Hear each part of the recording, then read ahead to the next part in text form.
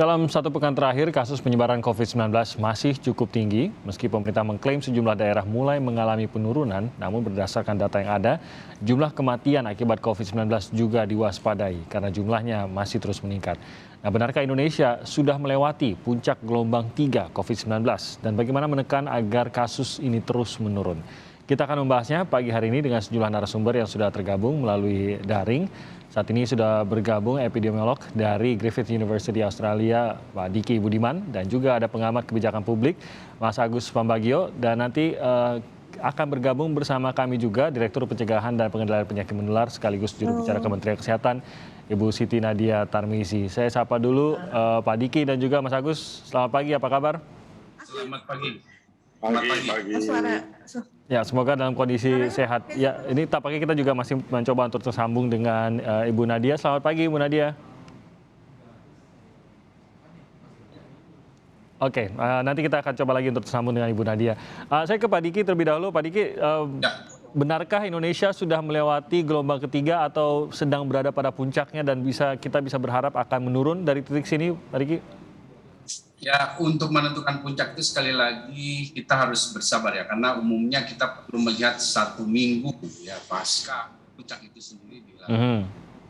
Untuk Indonesia bisa jadi lebih dari itu. Karena apa? Karena keterbatasan testing kita ya dibanding kasus yang banyak di masyarakat dan atau gap yang besar antara kasus yang ditemukan dan dilaporkan pemerintah dengan yang di masyarakat inilah yang akan membuat prediksi ini tidak bisa terburu-buru ya, karena ini masalahnya bukan hanya bahwa ini dilalui puncak saja, tapi itu bukan berarti menyelesaikan masalah kan melalui puncak itu. Tadi sendiri sudah disampaikan dampak kematian akan timbul setelah itu, bahkan masalahnya adalah juga dampak psikologis ya, masyarakat bisa jadi menjadi abai ketika udah puncak nih kita jadi ini, makanya harus berhati-hati karena sekali lagi dalam tren pandemi gelombang dari Omikron ini ada kecenderungan berbeda setiap daerah dalam puncak, walaupun bedanya nggak terlalu jauh, tapi kecenderungan itu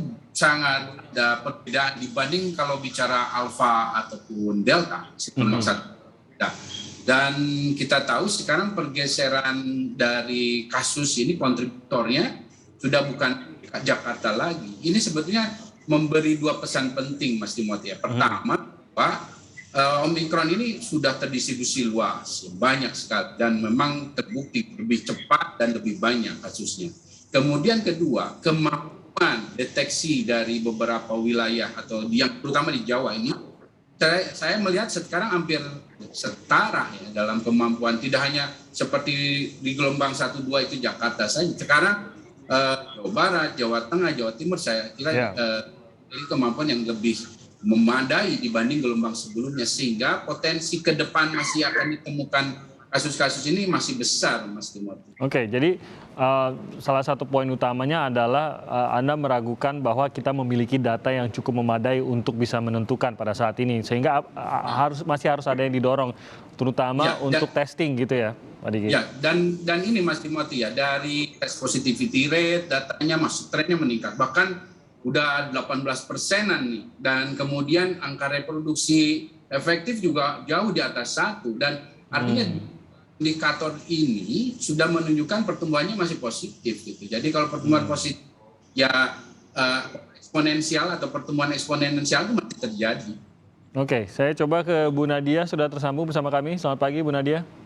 Selamat pagi, Mas Timothy. Terima kasih Bu Nadia sudah bergabung bersama kami. Bu Nadia, tadi kita sedikit sudah membahas dengan Pak Diki terkait apakah kita sudah melewati gelombang ketiga. Nah, ini mungkin masyarakat juga antara yakin dan bingung juga, Bu Nadia, cara membacanya ini seperti apa gitu. Karena kalau kita lihat kasus hariannya, walaupun kasus saat ini tentu saja termasuk gelombang yang sangat tinggi begitu. Tapi paling tidak kan beberapa hari terakhir angkanya kelihatannya bagi masyarakat, ada kok mulai melandai. Ada beberapa yang bahkan di bawah hari sebelumnya begitu. Nah, sementara Pak Diki tadi mengatakan jangan lupa positivity rate itu juga harus kita lihat begitu. Dan ini juga masih sangat-sangat tinggi. Nah, khawatirnya adalah kalau kita mengatakan gelombang ketiga sudah terlampaui, masyarakat jadi abai. Nah, sebenarnya kita di posisi apa ini saat ini, Bu Nadia?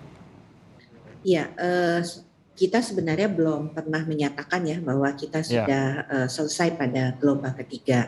Yang sering kita komunikasikan kepada publik adalah puncak kasus daripada varian Delta itu sudah kemarin terlampaui. Nah, dan juga bahwa pemerintah tetap masih mengevaluasi dan memonitor ya apakah prediksi awal kita puncak kasus pada akhir Februari dan awal Maret ini kemungkinan akan terjadi seperti yang prediksi awal ini tentunya masih terus dimonitor, apalagi beberapa hari ke depan kita tahu akan ada sedikit libur panjang ya Mas Timothy yang tentunya berpotensi terjadinya lonjakan kasus. Kita masih terus lihat kalau kemarin ya memang sempat bahwa kasus cenderung turun 2-3 hari belakangan setelah kita mencapai puncak 64.000. Tapi kemarin kan dilaporkan bahwa ada 61.000. Ini kasusnya kembali naik dibandingkan hari sebelumnya yaitu 57.000 ya. Jadi masih ada fluktuasi daripada kasus-kasus ini dan ini yang tentunya masih kita terus monitor. Nah, hanya saja mungkin mengapa kita cukup optimis adalah karena banyak prediksi-prediksi yang dikatakan pada saat kita mengalami gelombang ketiga atau dengan posisi saat ini adalah varian Omikron yang mendominasi, maka itu terjadi peningkatan yang akan terjadi itu bisa 3 kali sampai 6 kali ya.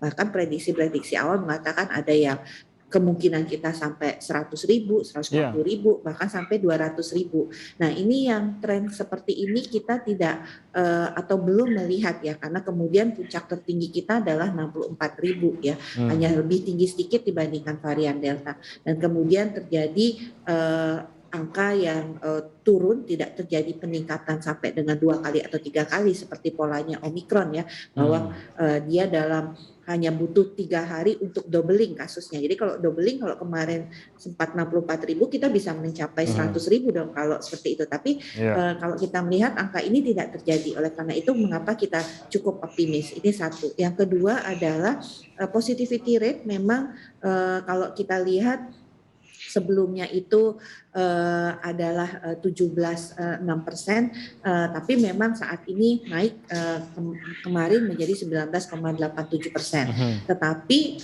terjadi perubahan, terutama pada provinsi-provinsi yang merupakan penyumbang kasus COVID terbesar, seperti DKI Jakarta, dia 40%, tapi positivity rate-nya turun. Nah, memang kita tetap waspada karena setelah terjadi peningkatan kasus di Jakarta, ada potensi peningkatan di Jawa Barat, Banten, dan juga bahkan Yogyakarta dan Jawa Tengah. Nah, ini terus kita monitor ya, artinya bahwa memang kita dalam hal mengkomunikasikan dengan publik, kita belum menyatakan bahwa kita cukup aman sebenarnya dari ancaman gelombang ketiga ini. Ya, itu yang harus digarisbawahi bahwa apapun yang mungkin ditangkap oleh masyarakat dalam data-data yang mereka melihat, yang mereka lihat, publikasi yang mereka baca, kita belum melewati gelombang ini dan masih sangat dibutuhkan kewaspadaan dan kerjasama dari masyarakat juga untuk terus menjaga protokol kesehatan. Nah, ini apa yang tadi dikatakan oleh Bu Nadia dan tindakan yang dilakukan oleh pemerintah terkait menanggapi situasi ini, Mas Agus, tentu saja dituangkan dalam beberapa langkah-langkah kebijakan maupun regulasi yang diambil oleh pemerintah. Nah, Anda melihatnya sampai saat ini cukup jelas tidak, khususnya untuk apa yang harus dilakukan publik terkait dengan kondisi corona di Indonesia hingga saat ini kondisinya, Mas Agus? Ya, kembali lagi kalau pada kebijakan, pada peraturan ya, lalu muncul kebijakannya, itu saya sangat tidak percaya itu efektif. Kenapa? Karena peraturan dibuat kan tidak ada di sistem peraturan perundang-undangan kita, namanya surat edaran instruksi menteri, itu tidak bisa diukur efektif atau tidak. Tapi saya sangat appreciate dengan apa yang dilakukan oleh Kementerian Kesehatan, ya, dan juga masyarakat yang sudah mulai paham. Jadi kalau dalam hal penanganan COVID itu selain upaya keras dari Kementerian Kesehatan, masyarakat, ini juga blessing dari Allah gitu ya. Karena kalau kita lihat dari kebijakannya itu bukan kebijakan. Yang bilang bukan saya loh, yang bilang itu undang-undang dan juga para ahli tata negara, hukum tata negara. Bukan kebijakan karena lebih kepada, maksudnya lebih kepada mengarahkan bukan, saja karena kan gitu kebijakan, karena kebijakan itu kan dasarnya peraturan perundang-undangan. Nah, peraturan perundang-undangan itu tidak berkekuatan hukum karena sifatnya surat edaran. Surat edaran itu kalau kita kuliah namanya mading dulu kan.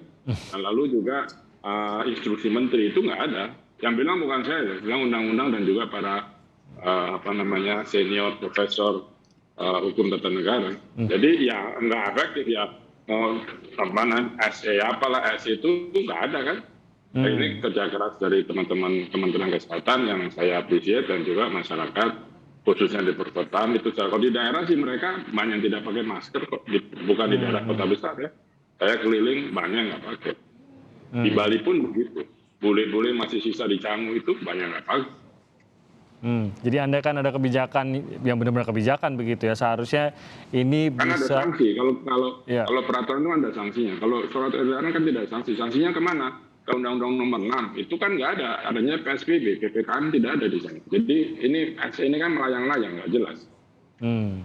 Ya, berarti kalau memang ada kebijakan yang benar-benar seperti Anda katakan tadi, memang menjadi sebuah peraturan yang juga diikuti oleh sanksi dan diterapkan, seharusnya kita bisa menangani lebih cepat begitu, Mas Agus? Menurut saya begitu. Keraguan-raguannya kenapa, Mas Agus, kalau Anda baca? Apakah Ya, memang sekarang faktor ekonomi saja? Anda tidak pakai masker kan suruh ngapain? Suruh kerja bakti, diperingatkan. Oke. Tapi kalau misalnya supermarket, mall dan sebagainya buka kan juga cuma diperingatkan. Ya kan? Nah, kalau saya nggak mau bayar juga nggak apa-apa itu. Orang kan nggak ada ikatan hukum. Apa? Itu surat edaran. Surat edaran kan sifatnya internal terhadap kementerian yang bersangkutan. Instruksi menteri juga internal, sama seperti yang sekarang sedang diributkan soal Inpres. Inpres itu adalah kewenangan presiden mengatur bawahannya. Jadi tidak bisa diapa-apakan karena dia bukan produk hukum, gitulah. Ini bukan saya yang bilang, ini undang-undang kok. Kalau ada beberapa kebijakan seperti khususnya pada saat Omikron belum masuk ke Indonesia, ini kan ada sempat kebijakan untuk menutup pintu masuk, walaupun memang tidak. Ya surat edaran juga kan? Oke, tapi tidak menutup penerbangan gitu maksudnya, Mas Agus ya? Hah? Tidak sampai menutup penerbangan sama sekali setidaknya gitu ya? Enggak, tidak usah gitu, tapi itu peraturan bukan SE bisa. Jadi orang keluar masuk bisa karantina cuma 3 hari, 2 hari kan.